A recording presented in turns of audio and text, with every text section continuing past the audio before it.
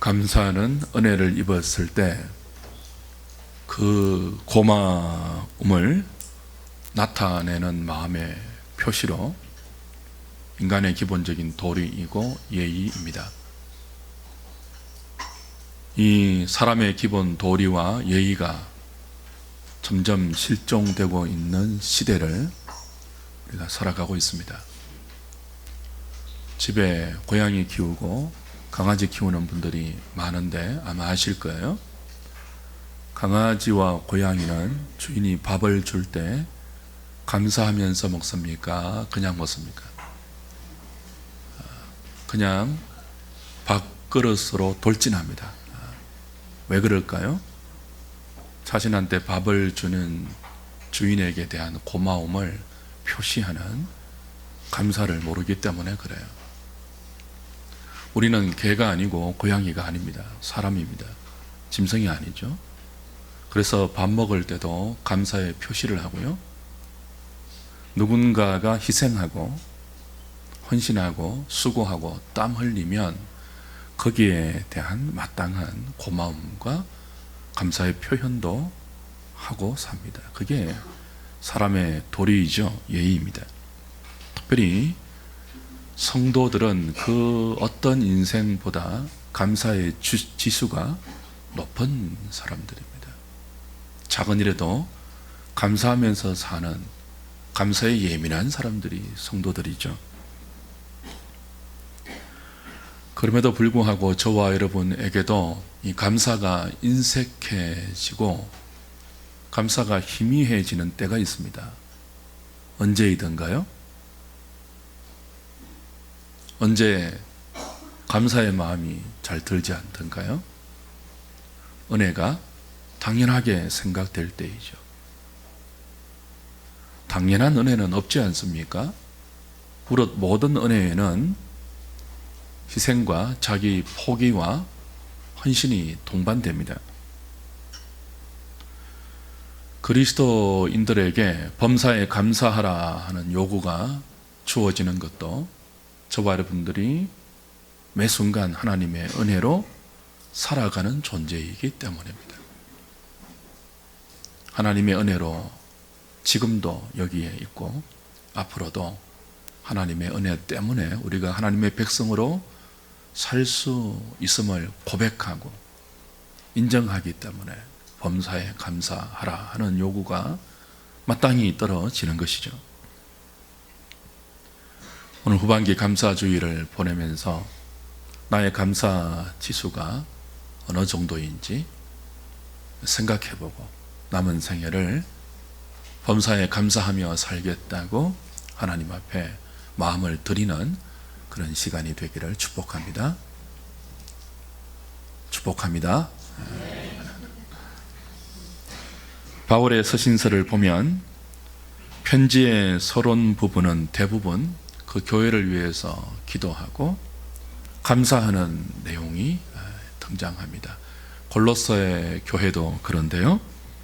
3절을 보면 우리가 너희를 위해 기도할 때마다 하나님 곧 우리 주 예수 그리스도의 아버지께 감사한다라고 되어 있죠. 사도가 골로새 교회를 위해서 기도할 때마다 아버지 하나님께 감사한다고 하는데요. 감사의 이유가 무엇입니까? 4절, 5절 이렇게 연결됩니다. 이는 너희를 위해서 기도할 때마다 감사하는 이유는 그런 뜻이죠. 그리스도 예수 안에 너희의 믿음과 모든 성도에 대한 사랑을 들었으며 너희를 위하여 하늘에 쌓아둔 소망으로 말미암음이니 그랬습니다. 그리스도 예수 안에 있는 믿음, 모든 성도를 향한 사랑, 하늘에 쌓아둔 소망, 믿음, 사랑, 소망, 이것 때문에 내가 너희를 위해서 기도할 때마다 우리 주 예수 그리스도의 아버지 하나님께 감사한다. 그렇게 바울이 밝히고 있습니다. 믿음과 사랑과 소망이 감사의 이유입니다. 그리고 이 믿음과 사랑과 소망의 원천이 복음이죠. 곧 너희가 전에 복음 진리의 말씀을 들은 것이라 그랬죠. 5절 후반부에 우리가 복음을 들을 때 믿음이 생기고 성도를 향한 사랑이 생기고 이 땅이 아니고 하늘의 소망을 쌓아둘 수 있지 않습니까? 왜 믿음이 성도의 가장 큰 감사의 이유가 될까요? 서두에 감사는 은혜에 대한 고마움의 표시라고 했습니다. 그 은혜를 아는 사람이 감사할 수 있습니다. 은혜를 모르면 감사할 수 없겠죠. 고마운지 모르겠죠. 은혜 중에 가장 큰 은혜가 무엇입니까? 무엇이 저와 여러분들에게 가장 큰 은혜이죠? 우리 권지사님 오늘 기도해 주신 것처럼 우리에게 허락된, 베풀어진 구원 아닙니까? 죄인들에게 베풀어진 하나님의 구원이 은혜 중에 은혜입니다. 그 구원의 방편이 믿음입니다. 주 예수를 믿어야 우리가 구원받을 수 있죠. 그래서 하나님은 저와 여러분들을 은혜로 구원하시는데 그 구원하는 방편이 믿음이고 이 믿음이야말로 은혜 중에 은혜입니다. 우리의 선물이 아니에요. 우리가 믿고 싶다고 다 하나님 믿는 것 아니잖아요. 믿지 않으려고 막 발버둥을 쳐도 굴복하고 믿어진 사람이 저와 여러분 아닙니까? 하나님께서 믿게 해 주셔야 가질 수 있는 것이 믿음입니다. 은혜의 결과입니다. 당연한 은혜는 없다고 했죠. 무릇 은혜가 언제나 희생과 자기 포기와 헌신이 동반되는데요. 우리를 구원하신 하나님의 은혜도 그렇습니다. 우리에게 있는 믿음, 그 믿음으로 말미암아 허락된 구원, 이게 당연한 것이 아니죠. 하나님께서 무한한 자기 희생과 자기 포기와 우리를 향한 끝없는 헌신으로 만들어 내었고 만들어 가고 있고 완성시킬 것이 죄인들의 구원입니다. 믿음이 그냥 생기지 않죠. 성부 하나님의 선택, 아들을 내어주신 사랑, 성자 예수님의 육신을 입으신 자기 포기, 십자가에 피 흘리신 구속의 희생, 성령 하나님께서 말씀을 듣게 하시고 죄인들의 마음에 끊임없이 설득하시고 깨닫게 하시기까지 끝없이 참으시고 인내하시고 탄식하시고 헌신하시면서 마침내 이루어낸 것이 우리 안에 생긴 믿음입니다. 믿음이 그냥 뚝 떨어진 게 아니에요. 우리가 볼 수 없었지만 그리고 느끼지 못했지만 성부, 성자, 성령, 삼위 하나님께서 동원할 수 있는 하나님의 모든 힘, 하나님의 모든 지혜, 하나님의 모든 능력을 동원해서 죄인들에게 만들어낸 하나님의 작품이 오늘 우리 속에 있는 뭐죠? 믿음이에요. 믿음. 인간 그 누구에게서도 만들어낼 수 없는 것이 부패한 사람의 마음속에 생기는 믿음입니다. 믿음은 하늘의 선물이에요. 은혜 중에 은혜입니다. 만약 교회 가운데 모든 것이 다 있어도, 만약 성도들의 삶에 모든 것이 다 갖추어져 있어도 이 하늘로부터 우리에게 허락된 이 신적인 믿음, 이 믿음이 없다면 삼위 하나님의 사랑과 희생과 헌신으로 말미암아 우리에게 허락된 주 예수 그리스도 안에 있는 구원받는 믿음, 이 믿음이 없다면 사도가 교회를 볼 때 결코 감사할 수 없었을 것입니다. 감사가 아니라 탄식했겠죠. 사도 바울이 신약 서신에 여러 교회들 가운데 보낸 편지들 중에 대부분은 그 교회를 위해서 기도할 때마다 주 예수 안에 있는 너희의 믿음을 보면서 감사한다. 그렇게 시작됩니다. 한 걸음 더 나가면요, 모든 성도들 안에 있는 사랑을 보면서 감사한다 그래요.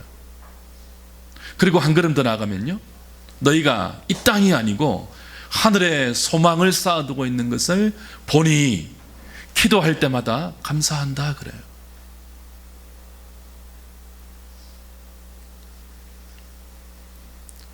저와 여러분이 일생을 다 살고 허락받은 이 땅의 시간을 다 살아내고 하나님 앞에 갔을 때 무엇이 남을까요? 믿음뿐입니다. 다른 것은 하나님 앞에 가져가지 못합니다. 돈도 가져가지 못하고요, 건강도 가져가지 못합니다. 학벌, 명예, 지식 가지고 가지 못합니다. 아무것도 가지고 가지 못하고 다 놓고 빈손으로 가야 합니다. 그때 우리의 빈손에 담겨져 있는 것이 무엇일까요? 믿음입니다. 하나님이 주신 믿음입니다. 믿음만 하나님 앞에 내어놓을 수 있고, 그 믿음으로 사랑하며 살았던 삶의 흔적만 하나님 앞에 인정받을 수 있습니다. 그러므로 저와 여러분들이 마지막에 믿음으로 하나님 앞에 설 수 없다면 아무것도 아니죠. 무슨 소망이 있겠습니까? 그래서 바울은 그리스도 예수 안에 성도들이 믿음으로 서 있는 것을 보면서 기도할 때마다 우리 주 예수 그리스도의 아버지께 감사한다, 감사의 이유를 밝히고 있는 것이죠. 다시 말씀드립니다. 우리에게 있는 믿음은 우리가 가지고 싶다고 가질 수 있는 것이 아닙니다.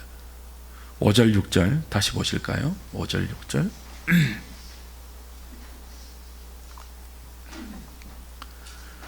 너희를 위하여 하늘에 쌓아둔 소망으로 말미암음이니 곧 전에 복음 진리의 말씀을 들은 것이라. 이 복음이 이미 너희에게 이르매 너희가 듣고 참으로 하나님의 은혜를 깨달은 날부터 너희 중에서와 같이 또한 온 천하에서도 열매를 맺어 자라는도다.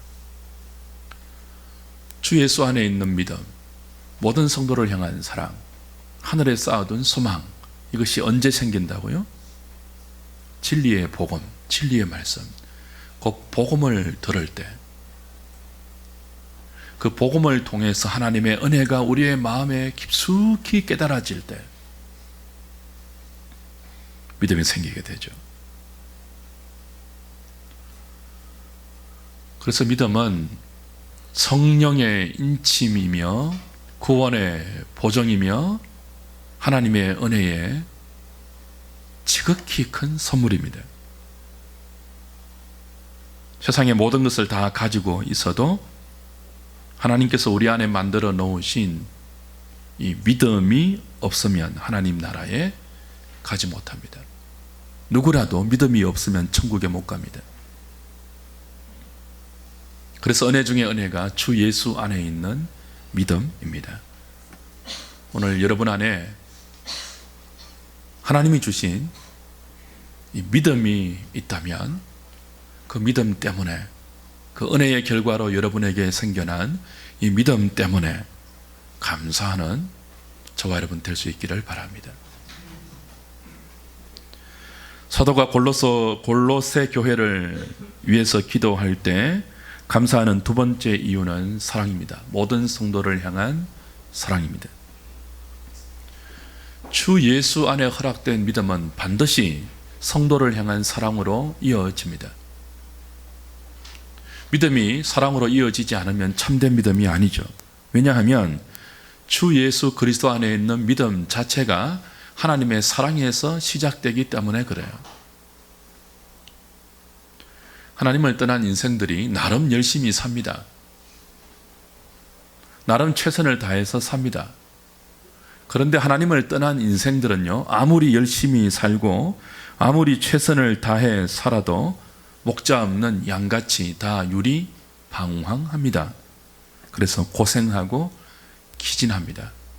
하나님께서 이런 인생을 불쌍히 보십니다. 그래서 그의 사랑을 발동하시죠. 그래서 그 중에 일부를 선택하시고 그리스도 안에서 선택하시고 그들을 위해서 독생자를 보냅니다. 그리고 대속의 은혜를 베풀어 주셨습니다. 성령을 통하여 그 사실을 우리 가운데 설득하시고 믿게 하셨습니다. 그러므로 믿음은 하나님의 사랑의 결과예요. 사랑의 열매예요. 주 안에 사랑하는 여러분, 하나님의 사랑에서 비롯된 것이 주 예수 안에 있는 우리의 믿음이기 때문에 이 믿음은 필연적으로 사랑으로 이어집니다. 믿음과 사랑 언제나 함께 가죠. 믿음이 있는데 사랑은 없고 사랑은 있는데 믿음이 없는 것, 이것은 불가능합니다. 믿음이 있다면 반드시 사랑하는 삶을 살고 그 사랑하는 삶의 원천에는 믿음이 바탕이 되어 있죠. 특별히 사도가 사랑을 모든 성도를 향한 사랑이라고 표현한 것을 주목할 필요가 있습니다. 그냥 사랑이 아니죠. 휴머니즘적인 사랑이 아니에요. 모든 성도에 대한 사랑입니다. 성도는 주 안에서 같은 믿음을 선물로 받은 사람들입니다. 우리는 같은 주를 믿습니다. 같은 아버지를 믿습니다. 같은 성령을 받았습니다. 에베소서 2장 19절에 교회를 하나님의 권속이라 그랬죠. 하나님의 패밀리, 대가족, 가족, 그런 뜻입니다. 예수를 믿고 믿음으로 사는 사람은 모두 하나님의 새로운 가족입니다. 영적 가족이에요. 믿음이 성도를 향한 사랑으로 연결되는 이유도 여기에 있습니다. 우리가 다 누구라고요? 하나님의 가족이에요. 가족은 어떻게 하고 삽니까? 사랑하며 삽니다. 믿음이 우리를 하나님의 가족으로 형성시키고 그 믿음으로 하나님의 새로운 가족이 된 성도들은 서로 사랑하며 삽니다. 모든 성도를 향한 사랑과 주 예수 그리스도 안에 있는 믿음은 하나입니다. 나누어질 수 없습니다. 예수 안에 구원 얻는 믿음을 하늘로부터 허락받았다면 그 믿음이 하나님의 사랑으로 발동된 믿음이기 때문에 우리도 같은 믿음을 가진 성도를 서로 사랑해야 하는 거죠. 여기서 우리는 다시 확인해야 합니다. 우리에게 허락된 이 예수 안의 믿음, 모든 성도를 향한 사랑의 원천이 무엇입니까? 복음이죠. 5절과 6절에서 거듭 사도가 밝히고 있는 복음, 그 복음이 믿음과 사랑과 소망의 원천입니다. 우리가 전에 들었던 진리의 말씀, 곧 복음의 진리, 그 복음의 진리를 말씀을 통해서 들었을 때 하나님의 은혜가 깨달아지죠. 6절에 그죠? 이 복음이 이미 너희에게 이르매 너희가 듣고 참으로 하나님의 은혜를 어떻게 해요? 깨달은 날부터. 복음을 우리에게 전해준 사람이 있습니다. 그 복음을 우리가 들었을 때 참으로 하나님의 은혜를 깨닫게 됩니다. 그 하나님의 은혜를 깨닫고 죄인된 자신을 발견할 때 이 믿음이 그냥 생긴 것이 아니고 위로부터 주어진 말할 수 없는 선물이구나 하는 것을 확인하게 되죠.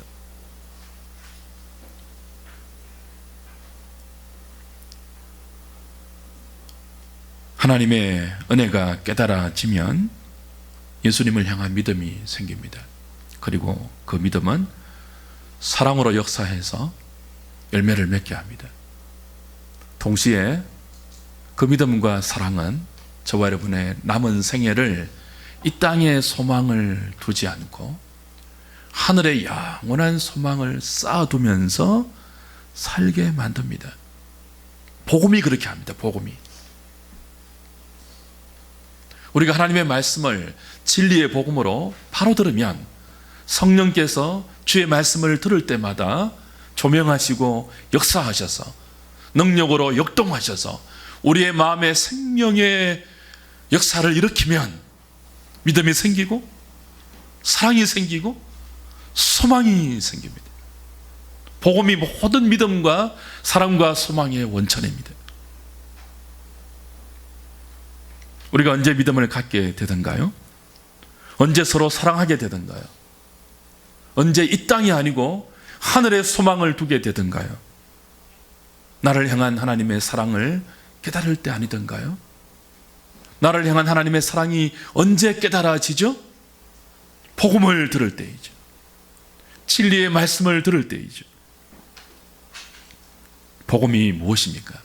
하나님께서 은혜로 죄인들을 찾아오신 사건입니다.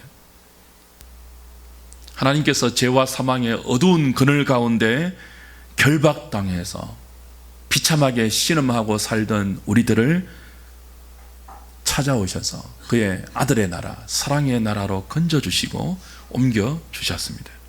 그것이 복음입니다. 하나님께서 그리스도 예수 안에서 우리를 택하셨고 그리스도 예수와 함께 우리를 십자가에 못 박았고 그리스도 예수와 함께 우리를 사흘 만에 부활시켰고 그리스도 예수와 함께 이미 하나님의 보좌 우편에 저와 여러분들을 하나님의 자녀로 앉혀 놓으셨습니다. 복음입니다. 그리스도 예수와 함께 하나님께서 구원을 다 이루셨습니다. 복음입니다. 주님이 십자가에 돌아가실 때 무엇이라고 말씀하고 돌아가셨죠? 다 이루었다 했습니다. 우리가 우리의 구원에 보탤 것이 없어요. 하나님이 그의 아들과 더불어 다 이루셨고 성령님이 그 사실을 우리에게 부지런히 설득하셔서 믿게 하십니다. 복음입니다. 복음의 진수는 그리스도 안에이고 그리스도와 함께입니다. 저와 여러분들이 하나님의 은혜로 그리스도와 하나 되어서 그리스도와 함께 지금도 날마다 정과 욕심을 십자가의 성령을 통해서 못 받고 있으며 날마다 그리스도와 함께 부활하여 날마다 우리의 신분이 하늘에 그리스도와 함께 앉혀져 있다는 사실을 확인할 때마다 믿음이 생깁니다. 사랑이 생깁니다. 하늘의 소망을 두게 됩니다. 복음은 우리가 하나님을 위해서 무엇을 해야 할 것인가를 말하기 전에 하나님께서 죄인된 나를 위해서 무슨 일을 하셨는가를 언급합니다. 이 순서가 굉장히 중요해요. 우리가 하나님을 위해서 구원의 은총을 입은 자로서 마땅히 행해야 할 많은 신자의 의무가 있지 않습니까? 그러나 복음은 그 신자의 의무 이전에 하나님께서 은혜로 우리에게 베풀어 주신 사랑과 희생과 하나님의 은혜를 이야기합니다. 골로새 교회는 이 복음을 무너뜨리고 사람의 철학과 헛된 속임수로 꾸며낸 거짓된 겸손과 천사 숭배, 그리스도만으로 충분하지 않다. 복음만으로 충분하지 않다. 그리스도와 함께 있는 것만으로 완전하지 않다. 너희들이 더 해야 할 일이 있다고 철학을 앞세우고 율법을 앞세우고 할례를 앞세우고 거짓된 겸손으로 가장된 경건을 앞세워 그리스도만으로 충분하지 않다는 거짓 교사들의 가르침이 교회를 강타했습니다. 그래서 교회가 흔들리고 있습니다. 이런 교회를 향하여서 바울이 편지할 때 처음부터 무엇을 감사합니까? 내가 너희들을 위해서 기도할 때마다 하나님 아버지께 감사하는데 그 감사의 이유가 무엇이라고요? 주 예수 안에 부족함이 없는 너희들의 믿음과 모든 성도를 향한 너희들의 사랑과 하늘에 쌓아둔 너희들의 소망이다. 그리고 이 모든 것들을 가능케 한 진리의 복음이다. 그렇게 편지를 시작하고 있죠.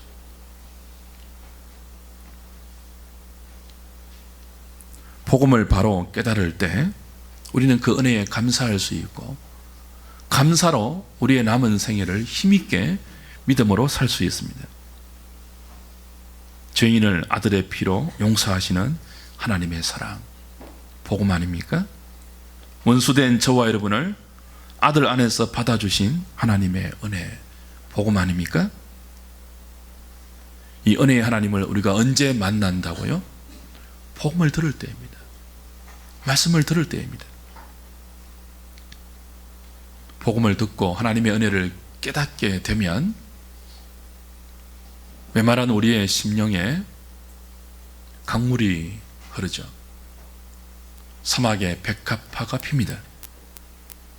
복음을 통해 받을 자격이 없는 죄인인데 말이 안 되는 하나님의 은혜와 호의를 받고 있으며 앞으로도 받을 것이며, 그 은혜 속에 지금도 벌레만도 못한 죄인된 내가 살고 있다는 사실을 깨닫게 될 때 우리는 입을 열어서 찬양하게 되죠.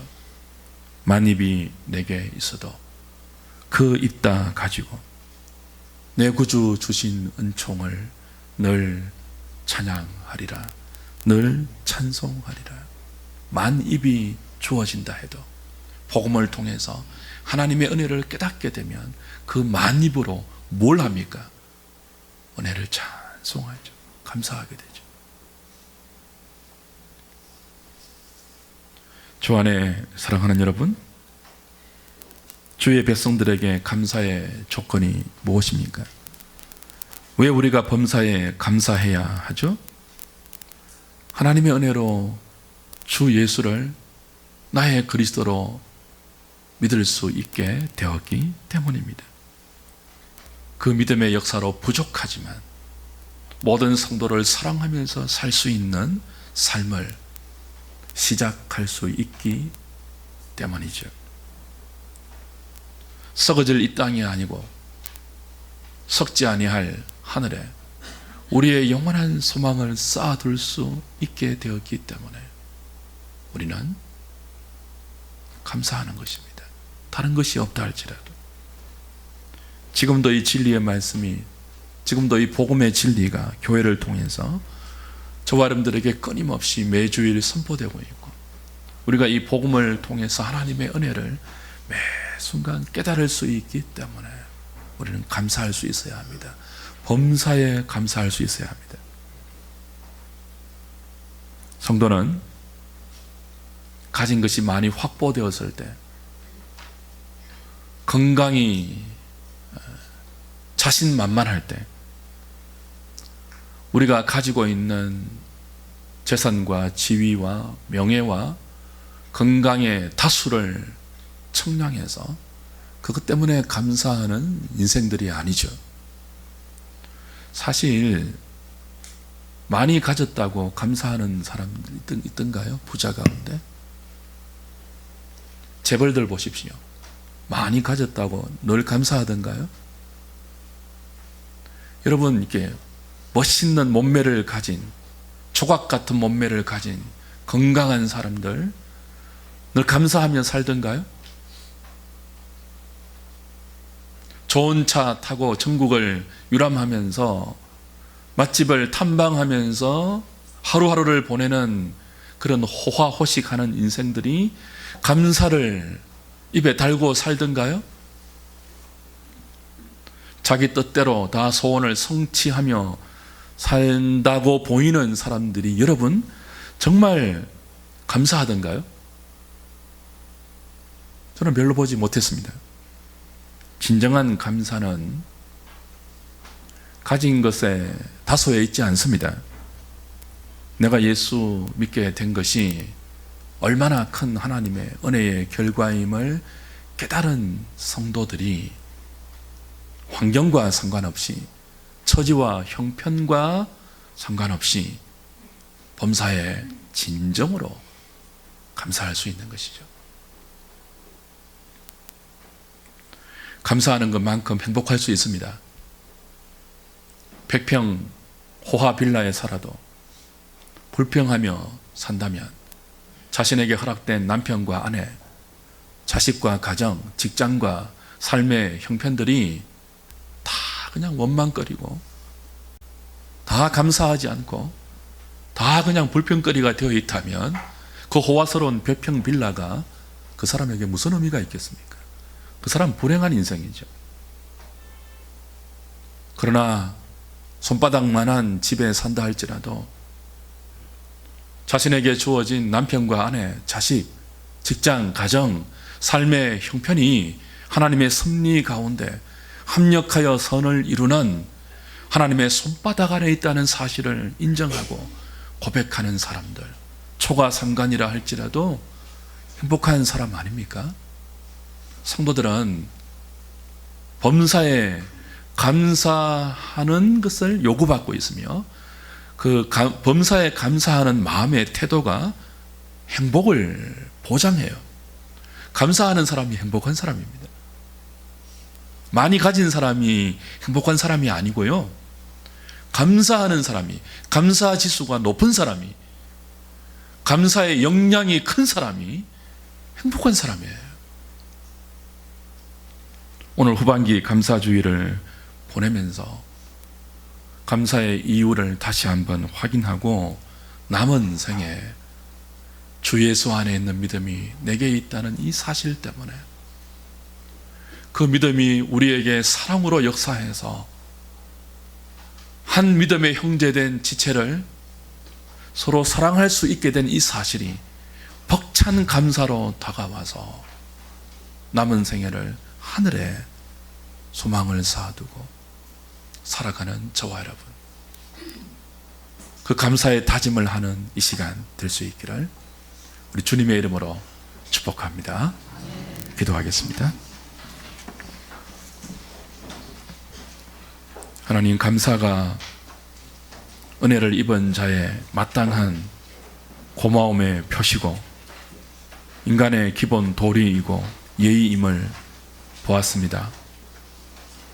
그러나 점점 이 시대가 감사치 않는 무정한 시대가 되어가고 감사의 부재 시대가 되어가는 안타까운 현실을 우리는 목도하고 있습니다.